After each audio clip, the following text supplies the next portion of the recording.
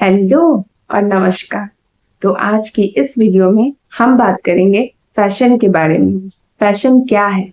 Fashion सिर्फ कपड़े पहनना नहीं, बल्कि अपनी पर्सनालिटी को बिना बोले शो करने का एक ब्यूटीफुल सोर्स है।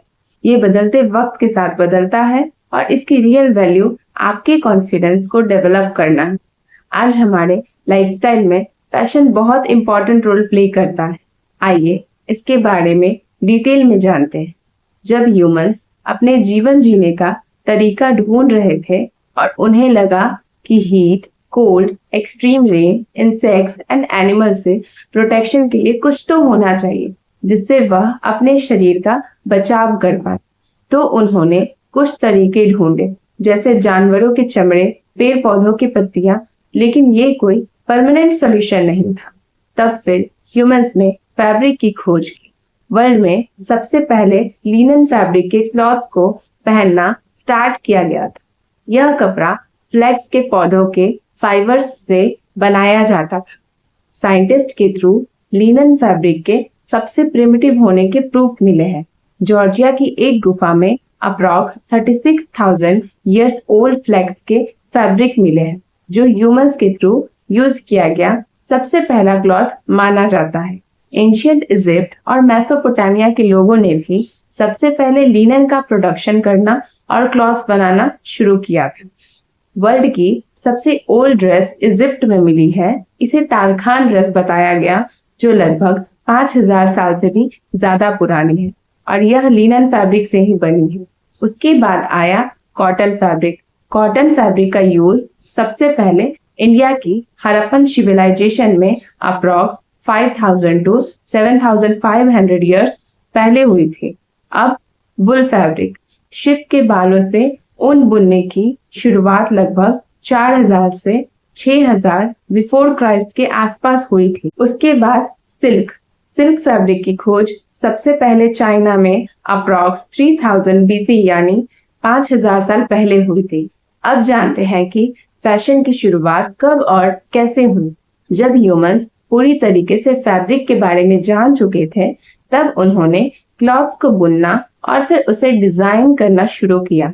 तब हमने फैशन की तरफ अपना पहला कदम बढ़ाया। लेकिन एक मॉडर्न ट्रेंड एंड बिजनेस के रूप में इसकी शुरुआत 17th सेंचुरी से 19th सेंचुरी में यूरोप, स्पेशली इन फ्रांस में हुई।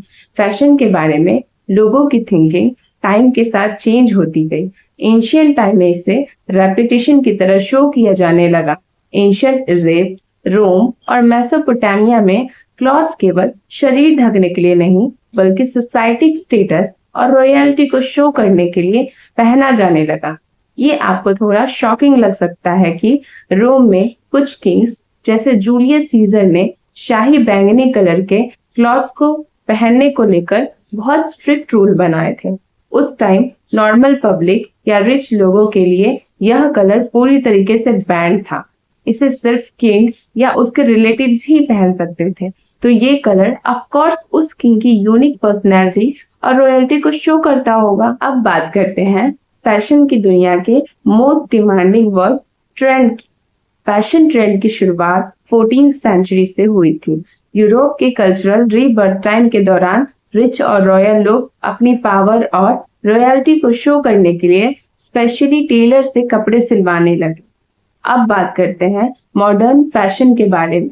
The beginning of modern fashion in 19th century. Modern fashion, design और हॉट कल्चर की नींव एक English designer Charles Frederick Worth ने 19th सेंचुरी में रखी।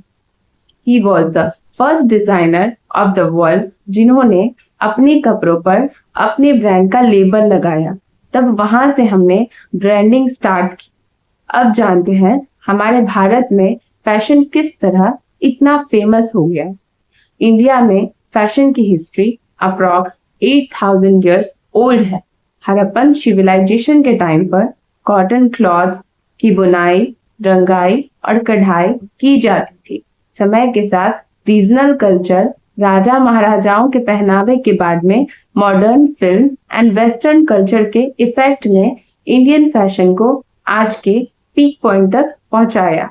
क्योंकि इंडिया में बहुत सारे रिलीजन एग्जिस्ट करते हैं, तो यहाँ फैशन रीजनली भी वैरी करता है। यहाँ के रंग, फेस्टिवल और कल्चर ने फैशन को और भी डिफरेंट लुक दिया। Fashion is all about trends. जब भी हम फैशन के बारे में सोचते हैं तो हमेशा हम यह सोचते हैं कि प्रेजेंट टाइम में क्या ट्रेंडिंग है। जब भी कोई रनवे शो या fashion show, for example Cannes, Met Gala, Paris fashion week and etcetera events होते हैं तो हम हमेशा न्यू ट्रेंड एंड फैशन के बारे में क्यूरियस होते हैं और उस नए ट्रेंड को फॉलो करने लग जाते हैं एंड उस ट्रेंडिंग फैशन की डिमांड मार्केट में बहुत बढ़ जाती है। फैशन के लिए मैं यहाँ पर एक वर्ड यूज करना चाहूंगी, fads. That means unstable fashion.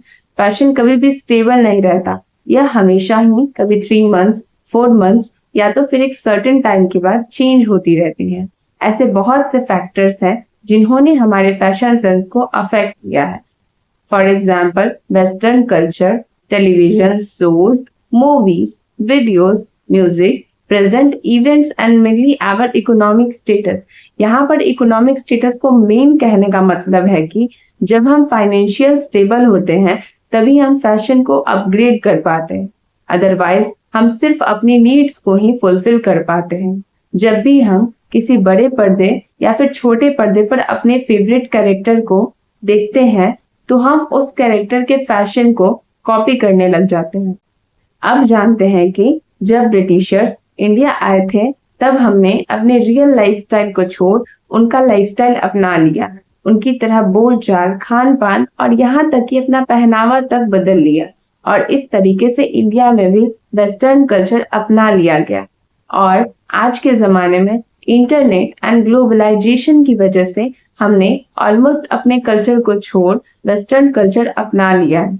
Okay, यहाँ पर मैं अपनी वीडियो को एंड करती हूँ और एक बात बोलना चाहूंगी, आप कैसा भी फैशन फॉलो करते हो, but when you wear your confidence and comfort you look so unique and stunning and congratulations, आपने अपनी नॉलेज को डेवलप करना स्टार्ट कर लिया है। और वीडियो को यहाँ तक देखने के लिए धन्यवाद।